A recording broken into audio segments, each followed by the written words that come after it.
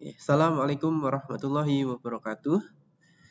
Kita lanjutkan materi kita mengenai rute kedatangan bangsa Eropa. Kali ini kita akan membahas tentang bangsa Spanyol. Dalam pertemuan sebelumnya, kita sudah pernah mengenal apa itu Perjanjian Tordesillas, yaitu perjanjian yang membagi bumi menjadi dua, di mana bagian wilayah barat akan menjadi milik Spanyol, sedangkan wilayah timur akan menjadi milik Portugis. Nah, ketika bangsa Portugis melakukan pelayaran ke arah timur, maka bangsa Spanyol akan berlayar ke arah barat. Tokoh pertama yang akan kita bahas adalah Christopher Columbus. Beliau berlayar dari Spanyol menuju ke benua Amerika. Maka beliau kelak akan dikenal sebagai penemu benua Amerika. Kemudian tokoh kedua dari bangsa Spanyol adalah Ferdinand Magellan dan Sebastian Elcano. Keduanya melakukan pelayaran dari Spanyol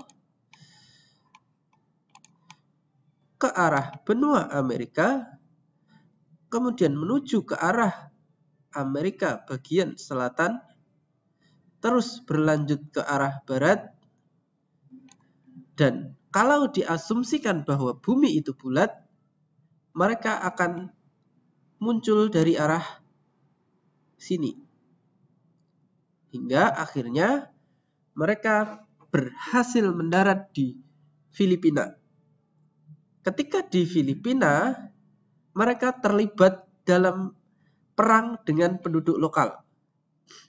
Dan hasilnya, meskipun Filipina pada akhirnya dikuasai oleh Spanyol, Ferdinand Magellan harus terbunuh di sana.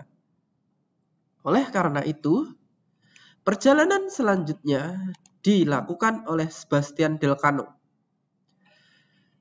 Sebastian Elcano berlayar dari Filipina menuju ke Maluku, kemudian berlayar ke arah barat, kembali ke Spanyol. Ketika di Maluku, terjadilah persengketaan antara Spanyol dengan Portugis, di mana dalam perjanjian Tordesillas bumi sudah dibagi menjadi dua. Tetapi kenapa keduanya bisa bertemu di tempat yang sama? Oleh karena itu, permasalahan ini diselesaikan dengan adanya perjanjian Saragossa, yang isinya Spanyol harus pergi dari Maluku dan nanti perginya ke Filipina, sedangkan wilayah Maluku akan tetap dikuasai oleh Portugis. Adapun bangsa Spanyol mendarat ke Maluku pertama kali terjadi pada tahun 1521.